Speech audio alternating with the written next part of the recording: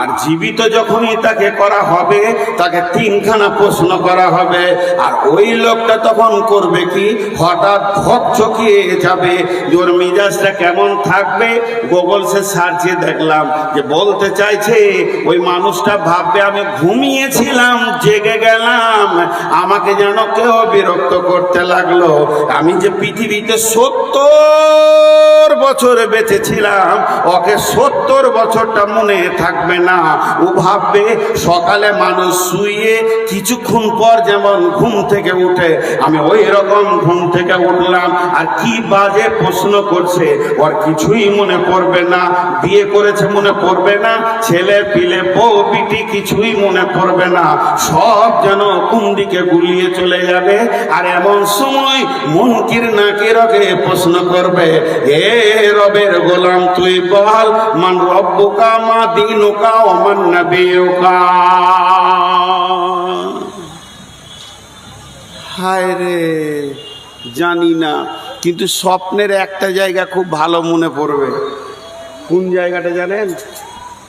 কোন জায়গাটা জানেন? কাটিহারে একটা বিরাট বড় ফ্যাক্টরি বানাচ্ছে।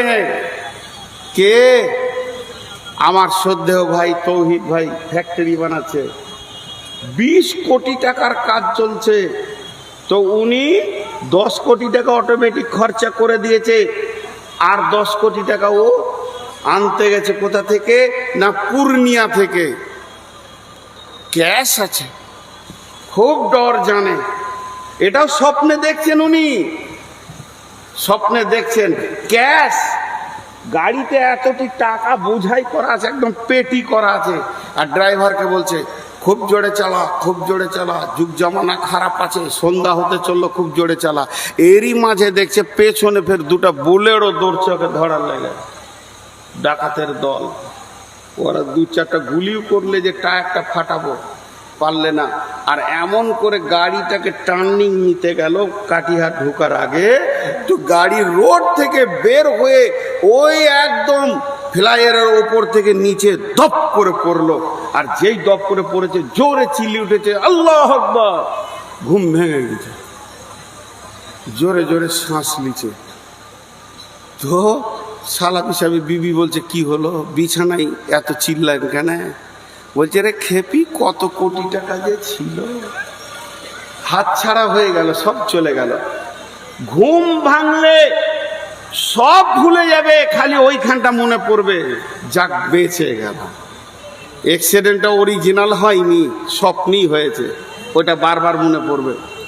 এটা কেন উদাহরণ দিলাম, এই মিসালটা এই জন্য দিলাম, যে লোকটা পৃথিবীতে যে জিনিসটাকে নিয়ে বেশি পেরেশান থাকবে, ওইটা তার কবরে বারবার মনে পড়বে।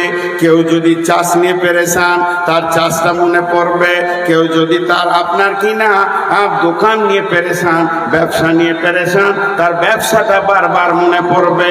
অর্থাৎ এক কথায় বলি, এই হায়াতে জিন্দেগিতে যেটাকে নিয়ে বেশি ও সময় কাটাবে, আর যেটাকে নিয়ে বেশি ও মেহনত লাগাবে, যেটাকে নিয়ে ও পাসিনা ঝরাবে, ওটাই কবরে মনে পড়বে। কবরওয়ালা বলবে মান রব্বুকা, তখন ও বলবে আমার রব হলো দোকান, আমার রব হলো চাকরি, আমার রব হলো চাষ, আমার রব হলো জলসা। এই কথা উত্তর দিবে। তাই আমার আল্লাহ বলছেন ইসাব্বিহু লিল্লাহি মা ফিস সামাওয়াতি ওয়া মা ফিল আরদিল আজিম আরদিল কুদ্দুস মালিকিল কুদ্দুসিল আজিজিল হাকিম। তোমরা তাসবিহ বয়ান করো, তোমরা পরেশান হয়ে থাকো, আল্লাহ তাসবিহকে নিয়ে পাগলা বেনে যাও। তোমাকে দেখলে অন্যজন বলবে পাগল, এ আল্লাহর পাগল মাজনুন হয়ে গেছে। তুমি এত বেশি আল্লাহকে আপন বানাবে, তুমি আল্লাহ ছাড়া কিছুই বুঝবে না। যখন কবরে তোমার প্রশ্ন করা হবে মান রব্বুকা, আল্লাহ তোমার জবান দিয়ে বের করবে রব্বি আল্লাহ।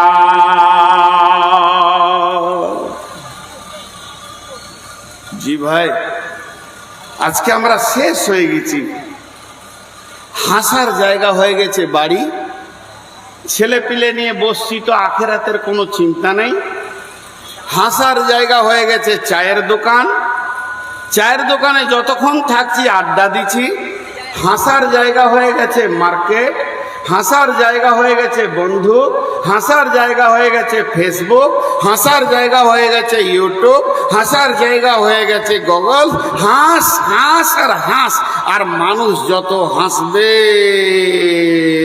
তত আল্লাহকে ভুলবে। মানুষ যত হাসবে তত আর দিল মজবুত হবে।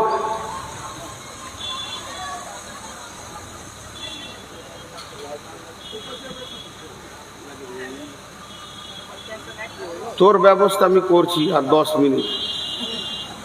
তোর দোষ নয় বাপ, ফ্যাক্টরির দোষ, তোকে যারা বানিয়েছে তাদেরই দোষ। যদি তোর মা বাপ তোকে জ্ঞান দিত তো আমার চোখে তুই লাইট মারতিস না, তোর দোষ নেই। ম্যানুফ্যাকচার গুলো সব নষ্ট হয়ে গেছে। তসবি পরে বিবির সঙ্গে মিলার কথা বলেছেন আল্লাহ রসুল। বিসমিল্লাহি আল্লাহুম্মা জান্নিবিনা শাইতানা ওয়া জান্নিবনা শাইতানা মা রাযাকতানা। তসবি তো দূরের কথা, টিভি চালিয়ে বিবির সঙ্গে মিলছে, গান শুনছে। ছেলে পিলে তো লাইট মারবেই মরবির চোখে, ও প্রোডাক্টের গোলমাল হয়ে গেছে। তো আপনাদের সামনে আজকে শুধু আল্লাহর তসবির কথা বললাম। আল্লাহ কি বলছেন? ফাযকুরুনি আযকুরুকুম ওয়াশকুরুলি ওয়ালা তাকফুরুন। দেখেন, 2-3টে কথা বলবো, একটু ধৈর্য ধরেন। ওটা না বলে আমি যাচ্ছি না ইনশাআল্লাহ। আল্লাহ বলছে তোরা আমাকে ডাক, তোরা আমাকে ডাক, তাহলে আমি তোদেরকে ডাকবো। ফের সওয়াল তৈরি হয়ে গেল, আমি আল্লাহর গোলাম, আমি আল্লাহকে ডাকবো, এই কথাটা ঠিক আছে, তা আল্লাহ কেন আমাকে ডাকবে? আল্লাহ কেন আমাকে ডাকবে? জি, আল্লাহকে আল্লাহ হতে গেলে সব সিফতের মালিক হতে হবে, তার মধ্যে গোলামের ডাকে সাড়া দিতে হবে, আলিমুল বিজাতি সুদূর হতে হবে, আলা কুল্লি শাইইন কাদির হতে হবে, সমস্ত ক্ষমতার মালিক হতে হবে। এটা আল্লাহ যদি আল্লাহ হতে হয় তো এগুলো হতে হবে। এবার আল্লাহকে কে ডাকবে? আল্লাহকে কে ডাকবে? আল্লাহ কেমন? এখন আপনি ডাকবেন, আমি ডাকবো, গাঁওয়ালা ডাকবে, শহরওয়ালা ডাকবে, বিপদে পড়েছে ডাকবে, বিয়ে চলছে ডাকবে, আনন্দতে ডাকবে, সুখে ডাকবে, হিন্দিওয়ালা ডাকবে, বাংলাওয়ালা ডাকবে, ইংলিশওয়ালা ডাকবে, উর্দুওয়ালা ডাকবে, আরবিওয়ালা ডাকবে, আর চায়না ডাকবে, ফিলিপাইন ডাকবে, মালয়ালম ভাষায় ডাকবে। সারা পৃথিবীর বুকে যত ভাষা আছে সবাই ডাকবে। শুধু তাই নয়, এই পর্যন্ত শেষ নয়, রাত্রে ডাকবে, ভোরে ডাকবে, সকালে ডাকবে, গভীর রাতে ডাকবে, রাত্রি 1:30টায় ডাকবে, সকালে ডাকবে, সারা দিন রাত তাকে ডাকবে।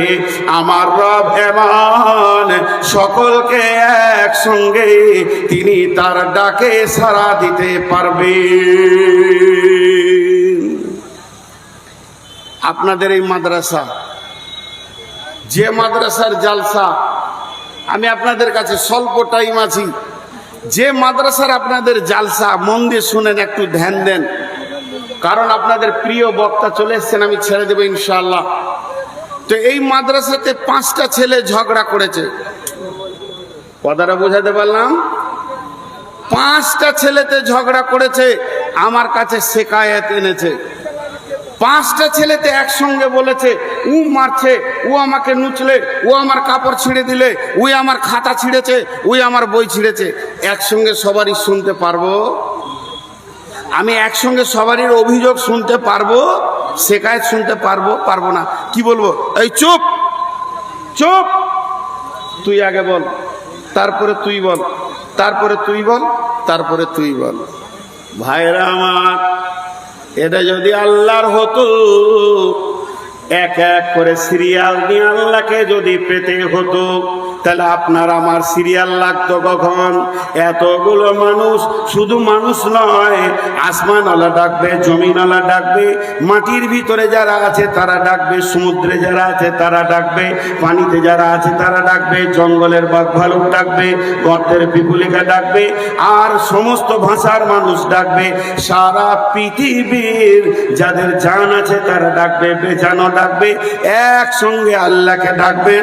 আমার আল্লাহ একই সঙ্গে সকলকে উত্তর দিতে পারবে।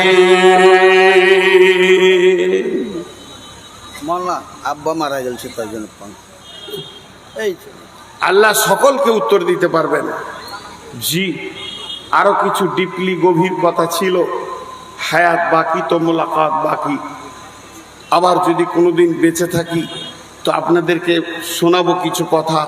শুধু একটা কথা বলে বিদায় নিচ্ছি, আমার নাকটা আর মুখটা যদি বন্ধ করে দেওয়া হয় কতক্ষণ বাঁচব?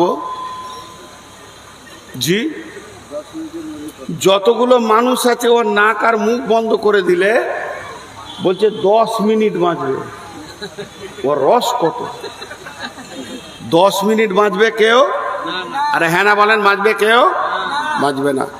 কিন্তু শুনেলেন, নাকটা মুখটা যদি বন্ধ করে দেয়া হয় 10 মিনিট কেন, 10 ঘন্টা কেন, 10 দিন কেন, 40 দিন পর্যন্ত বাঁচার প্রমাণ রয়েছে।